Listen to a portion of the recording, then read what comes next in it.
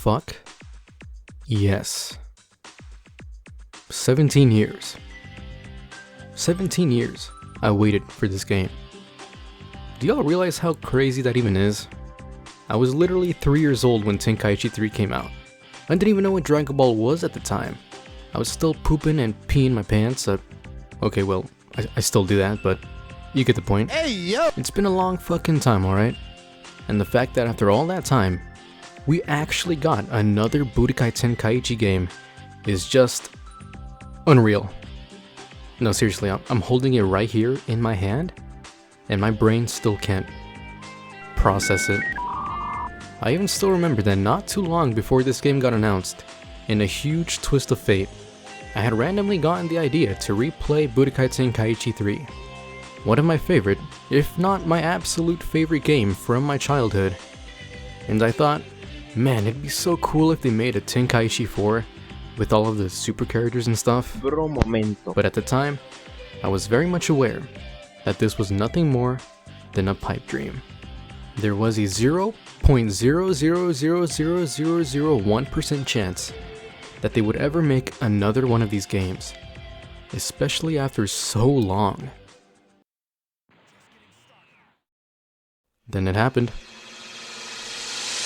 In March 2023, Dragon Ball Sparking Zero was revealed to the world, and I could not believe what I was seeing.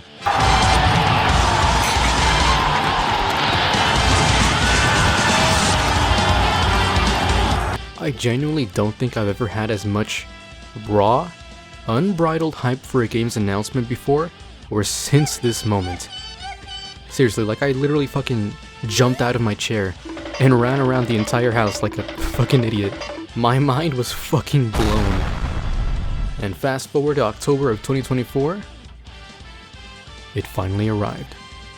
So, with Sparking Zero finally here, was it worth the 17-year wait? Yes, the answer is yes. Bruh. But let's get into why.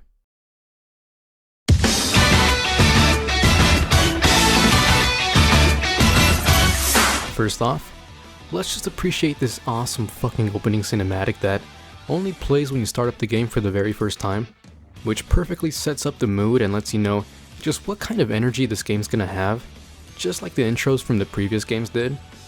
We got Blue Goku facing off against Jiren, Blue Vegeta having a Vegeta's technique competition with Baby. Then we got Trunks having a sword fight with Goku Black. Pause. Before getting saved by my goat, Gohan. And of course at the end, that insane shot of Goku going into Ultra Instinct before having a beam struggle with Super Broly. This shit is just so hyped to watch. I literally felt like my kid self watching Tenkaichi 3's intro all over again. But the one thing I will say that I'm not too huge of a fan of is that they chose to use Limit Break Survivor as the song for this, instead of making something original for it. And I mean, don't get me wrong, Limit Break Survivor is a banger, but man, I really wish we could have gotten Hironobu Kageyama on here to make something at least similar to Super Survivor or something like that.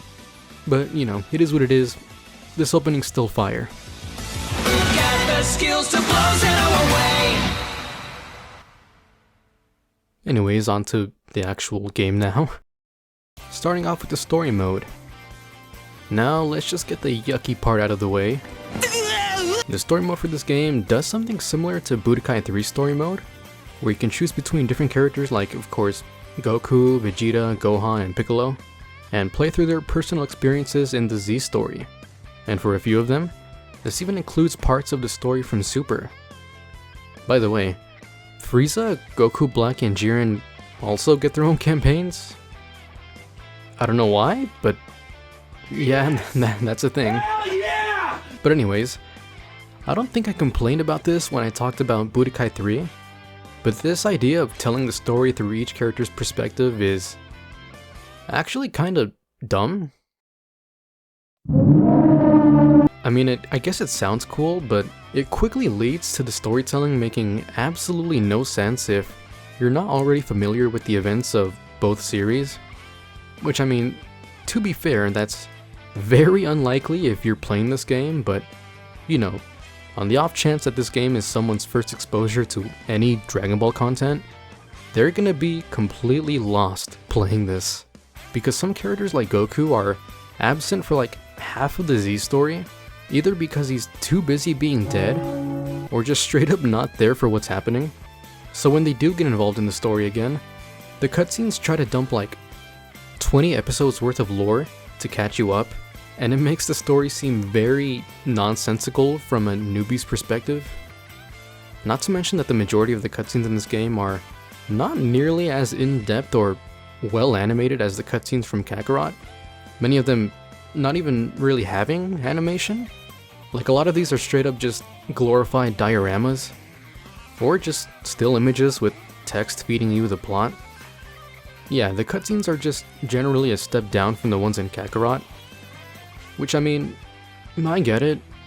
We've seen the story done so many times that most of the planet knows how it goes, but still, you know, at the same time, it is a full price game, so the cutscenes could have been better. Besides, this is like the first Dragon Ball game that has tried to adapt most of the super story, so you know, it would have been nicer if the cutscenes were just a little bit better. But either way, you're not playing this game's story mode for the canon story. No, you're playing for the absolutely batshit insane what ifs. What?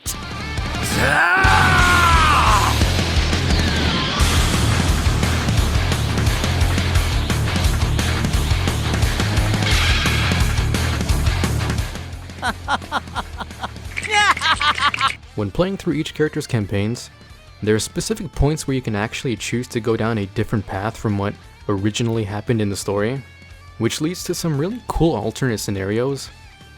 Like how during Goku's story, you can choose to refuse Piccolo's offer to team up against Raditz and go with Krillin instead. I've prepared my whole life for this! In this version of the story, if you manage to beat Raditz within a certain amount of time, the fight will end with Roshi jumping in and hitting Raditz with the Thundershock surprise. That's what I'm talking about! Allowing Piccolo, who still chose to show up, to kill Raditz. Which means that Goku actually ends up surviving the fight here. Of course, opening up a lot of questions as to how they would deal with Nappa and Vegeta, since, hypothetically, Goku wouldn't be able to meet King Kai and learn the Kaioken and Spirit Bomb. So you would think that they just ignore these questions and end the what if here. But they didn't. No sir. They made a whole ass alternate timeline where all of the OG Z fighters fight the Saints together. And it's fucking awesome. That's why he's the MVP! And even if you do choose to go down the canon path and side with Piccolo in the beginning, you can still manage to beat Raditz within a certain amount of time, and you'll go down a path where, eventually, Goku unlocks Super Saiyan early.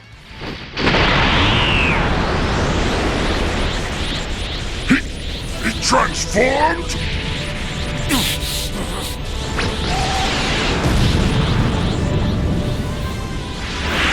No! What are you? You shut your mouth! With Piccolo dead, the Dragon Balls are gone. And Krillin, he's already been killed once and can never be revived again! I will never, ever forgive you for this! I don't think I can even put into words how fucking raw this is. Just seeing Vegeta absolutely fucking shit himself, seeing Goku turn Super Saiyan right in front of him, coming at him with full fucking malice. It's so peak. It's so fucking peak. This is peak gaming. Peak gaming? Peak gaming, bro. What else needs to be stated? And it doesn't even stop there. This just keeps going.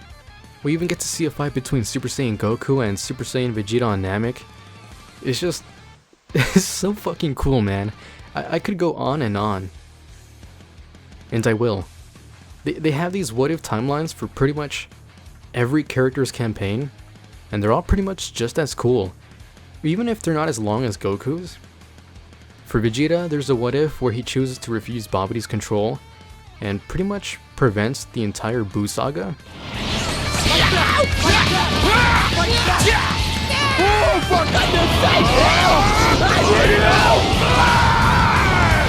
In future Trunks' story, you could choose to stay in the present a little longer after the Goku Black arc, and he ends up participating in the Tournament of Power.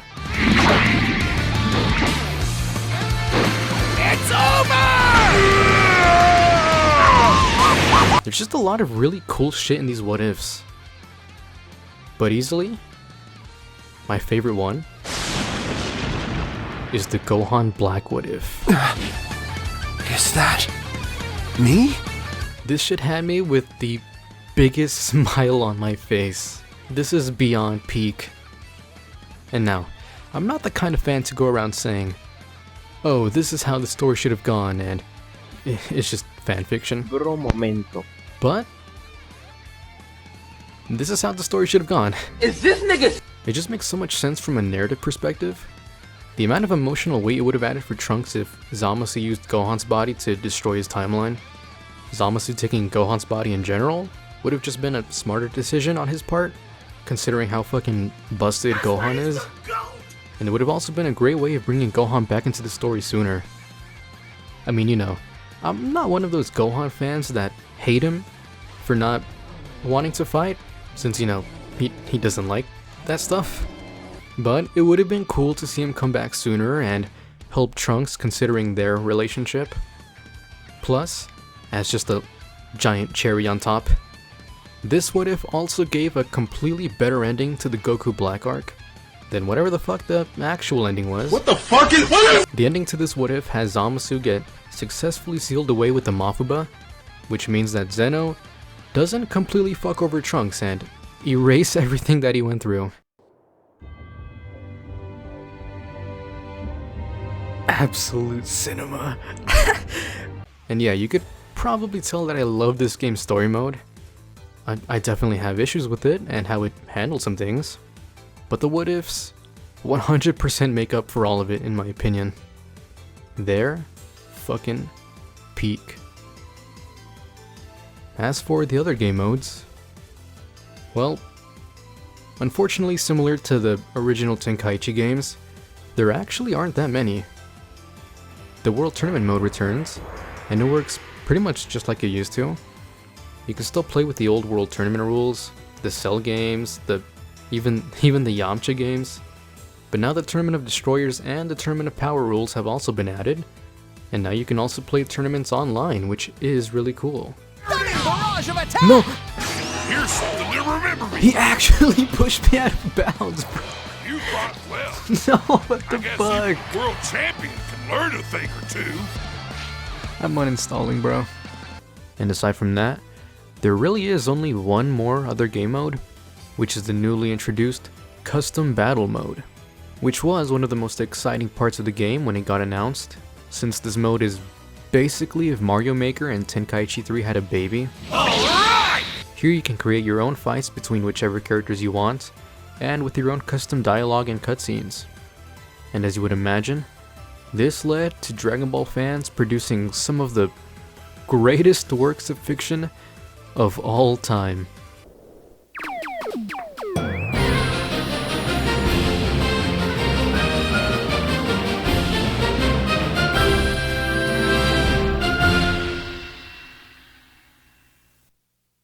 This is peak gaming. Peak gaming, bro. Yeah. Maybe giving a Dragon Ball game a Mario Maker mode was a genius idea, but whether it was a good idea? I don't know, man. I don't know about that one. What the fuck is what? But no, seriously, this mode is really cool. You get a good amount of options that you can use to put together whatever kind of scenario you want, and it opens the door for this game to have virtually an endless amount of content to play around with. So yeah, I think it's a pretty fun addition to the series.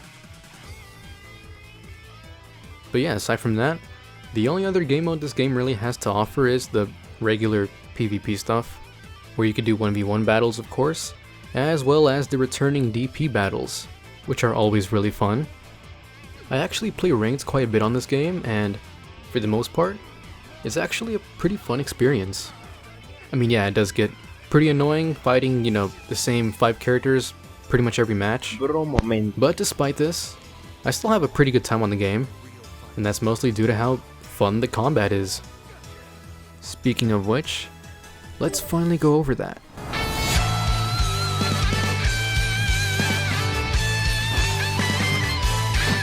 Kakarot! I will defeat you this day! Oh, I won't be losing this one, Vegeta. So Sparking Zero is a sequel in the Budokai Tenkaichi series, which of course meant that the combat would be very similar to how it was in Tenkaichi 3. And I'd say that this game does a pretty good job in replicating that. It uses most of the same mechanics, with a lot of the old combos carrying over. We still have the smash attacks, the dragon homing or pursuing attacks, Z counters, vanishing counters, 2 skills, 2 supers, and an ultimate super that can only be used when you go into sparking mode. All of the good stuff from Tenkaichi 3. However, this game also introduces a few new mechanics. One of these is the revenge counter, which you can activate while you're getting comboed, and it will forcibly break your opponent's combo, countering it with your own attack, which basically makes it a get out of jail free card. Only it's not really free because it does consume a few of your skill points. That, alongside the fact that it takes a pretty long time for the counter to actually hit, giving the attacker a reasonable amount of time to react and counter the counter with perception, makes this a pretty well balanced and great addition to the combat in my opinion. Oh yeah, like I said, perception is also back, which of course means that Sonic Sway is also back, and it looks just as sexy as ever. However, we also now have Super Perception, which pretty much lets you deflect beam supers, like in the Raging Blast games, but now at the cost of skill points. I kinda like how this looked more in the Raging Blast games though, since they don't play that cool little animation here. But what I'm really glad made a comeback are the speed impacts and beam struggles. And not only do they return, but we also have new types of clashes. Power impacts are when both players grab at the same time, and they will be locked in a minigame, where the player who fills more of this bar wins. These actually happen quite often online, and they always look so cool when they do. Crash impacts are when both players step in at the same time, and whoever does better in a QTE sequence wins. I don't see these happen very often in matches, but when they do, they always do look pretty cool. Beam struggles and speed impacts themselves also received a few changes. In Tenkaichi 3, they both had you rotate your analog sticks as fast as you could to determine the winner, and it was fun, but it did probably lead to a lot of broken controllers. To circumvent this, beam struggles now depend on whoever builds up more of a meter, kind of similar to the grab clashes. I need help! Speed impacts were changed to depend on an initial QTE, followed by a mashing contest. And honestly, I don't really mind these changes since they do mean that it takes slightly more skill to win clashes, but I do admit that the new beam struggles don't feel quite as intense without the...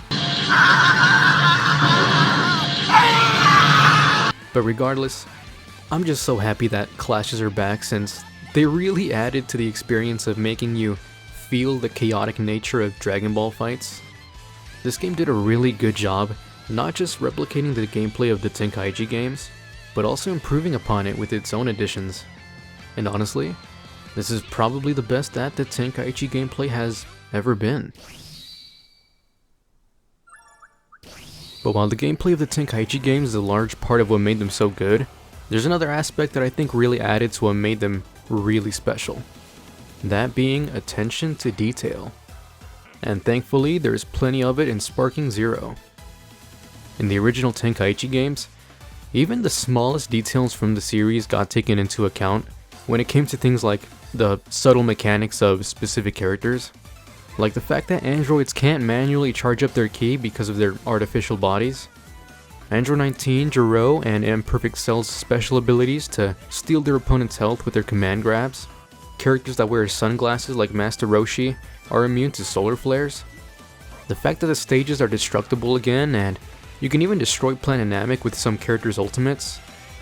The fact that the entire audience and the World Tournament announcer guy fucking dip whenever someone lands a big ass ultimate. It's just little details like these that truly show how much passion was put into the game.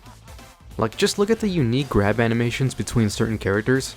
Goku making his little "I'm cooked" face when getting grabbed by Z-Broly. Toppo crushing the shit out of Frieza's skull. And of course, Vegeta's grab on Goku Black. Don't underestimate us, Saiyan! There's just so much attention to detail that went into things like, you know, these little mechanics and every character's unique animations. It's really cool. Speaking of the animations, let me glaze this game's visuals real quick. Sparking Zero is absolutely gorgeous. It really does look like if Tenkaichi 3 got remade for the next gen consoles. The cell shading looks fantastic, the colors look great, the particle effects coming from the auras like when you're charging up or going through a transformation, and the beams look incredible, and it all just really makes you feel like you're a planet buster. The game in general just looks so clean, and while I do think Fighter's visuals do still have the edge over it, honestly I don't think anything's really topping that game anytime soon. It's perfect! I really don't think they could have made this game look any better for the type of 3D arena fighter that it is, at least from like a graphical standpoint. And the animations. Holy shit, they cooked with the animations. Oh my god. I missed having these ultra cinematic supers in Dragon Ball games, man. There's nothing like landing a rush super and watching your character beat the absolute shit out of your opponents with insane camera angles that make them look like they're in an edit. They even went the extra mile and gave some huge reworks to the cinematography for some of the old supers. Like, just look at Goku Mid's angry Kamehameha. You Is that all? Absolute cinema. Every animation in this game just looks so raw, I could watch them all day. But I do have one complaint, and that is that they completely left out Goku Mid's meteor combination. Yes, what is quite possibly my favorite special move in all of Dragon Ball was replaced by what is admittedly a much more fitting special move for that specific version of Goku. But still, I will not forget this. And speaking of complaints, I lied. I have a few more.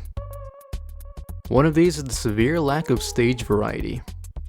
There's only like 10 stages in this game, you know, those being the most essential ones like the World Tournament Arena, Planet Namek, the Tournament of Power Arena, and those are cool and all, but there were so many more stages in Tenkaichi 3 that it really makes the stage selection here feel very limited. My other main complaint is the lack of customization. Yeah, this game still has ability items that are similar to the Z items from Tenkaichi, as well as some new little things like banners for your online profile, music tracks that you can use when you go into sparking during fights, and extra voice lines for emotes? Yeah, that's a thing for some reason. But my issue is mostly with the lack of alternate costumes.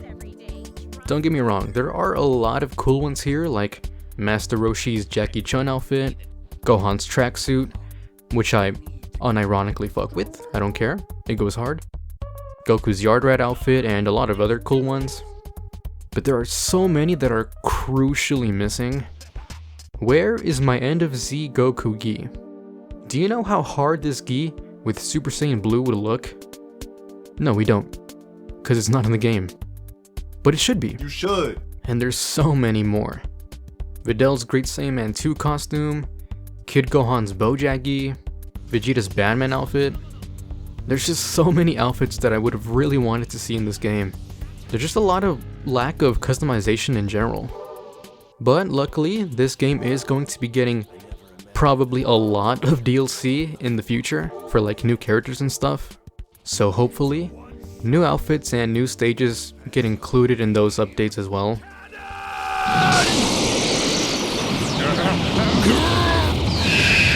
And on the topic of characters, we can't talk about this game without going over what pretty much the entire Tenkaichi series was most known for, and that is the character roster. Sparking Zero's roster is fucking massive, with a whopping 182 characters in total, pre-DLC by the way, making this the biggest roster in a Dragon Ball game to date, surpassing Tenkaichi 3's.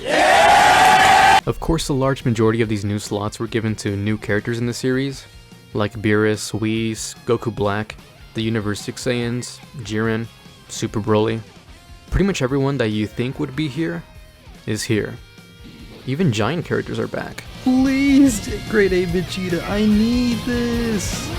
And while all of that is great, what I'm actually really happy about is that despite some characters from Tenkaichi 3 unfortunately being cut from the roster, like some OG Dragon Ball characters such as Tao Pai Pai, General Blue, Ader, I will not forget you, my friend. Sparking Zero still keeps the tradition of having really obscure or just straight up joke characters, like the cat girl from Universe 2. Yeah, I already forgot her name. The champ, Mr. Satan, and my goat, Frieza Soldier. I'm being so serious, I'm not even joking, when I say that this motherfucker's reveal was the one that hyped me up the most. Obviously, these characters have a huge disadvantage against someone like Super Saiyan 4 Gogeta, but despite this making the game very unbalanced, that's what makes it so much fun. It's true to the series and its absurd power scaling, and because this game's combat does take just a little bit of actual skill, you could play someone like Chaozu and still manage to squeak out a win against someone playing Z Broly. Obviously it takes a whole lot more work to pull off, but when it does happen, it's the funniest shit ever. Holy shit, he's dead! One last thing before I wrap up this little yap session, I just want to appreciate this game's soundtrack. I honestly thought that I wasn't even going to be able to fairly judge this game's OST, because I have so much nostalgia for Tenkaichi 3's. But nah, they cooked. Survivor sounds like something straight out of Tenkaichi 3. Like seriously, I was listening to this song in the gym, and at one point I even thought that I might have been listening to a track from Tenkaichi 3 that I had somehow forgotten, but that's just how good this soundtrack is, dude. This shit makes me want to go outside and punch a tree. But the OST as a whole seems to take inspiration from not just the Tenkaichi games, but the entire franchise. There's plenty of orchestral tracks like the title screen music, which sounds like something that you'd hear in Superhero. Fighting Spirit sounds like something straight out of Fighters. And there's actually a lot of Fighters influence on this soundtrack, and you can pick up on it a lot in tracks like Zenkai Power, which reminds me a lot of Gotenks' theme from that game.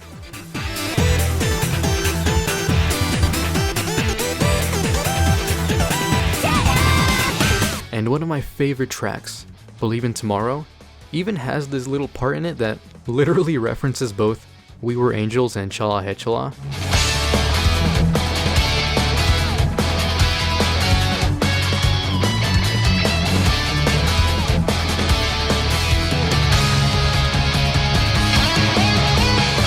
Yeah, this whole soundtrack just basically encapsulates all of the different types of music that Dragon Ball has had throughout its history, which is pretty fitting for a game that's entirely founded on 17 years worth of nostalgia, and I fuck with it heavy.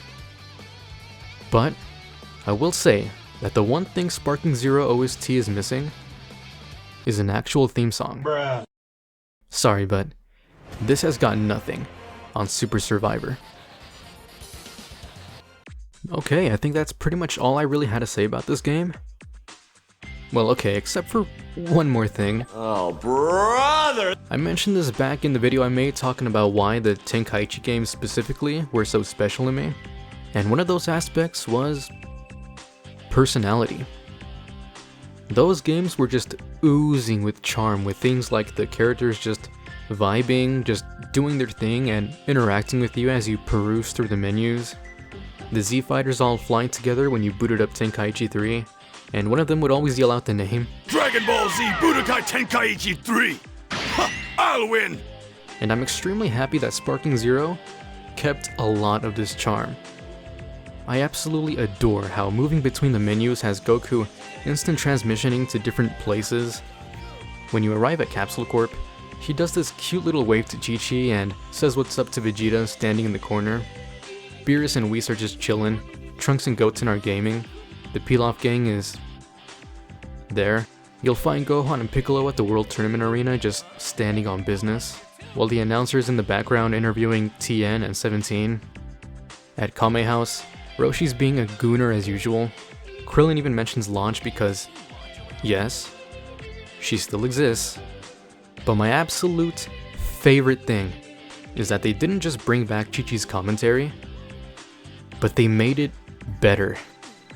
Now we have Chi-Chi, Bulma, and Videl literally hop onto a Discord call and talk about each character. I remember that time Vegeta stood up to Beerus at your birthday party. What a man. Good on him. Stop, I'm blushing. I guess everyone's opinion has kinda changed of Vegeta. Even mine. He's a lovely husband.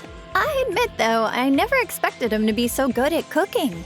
It's fucking peak. I love this so much. God, it's just these little things, man, that really show that this was a game made by people who have a passion for the series.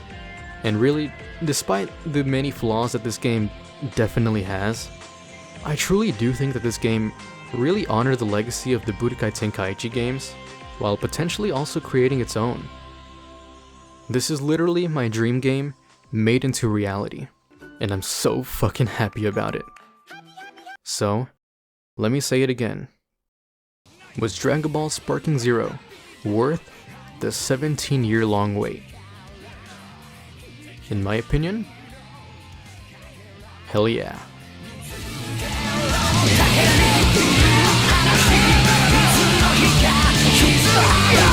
I'll give you a fight.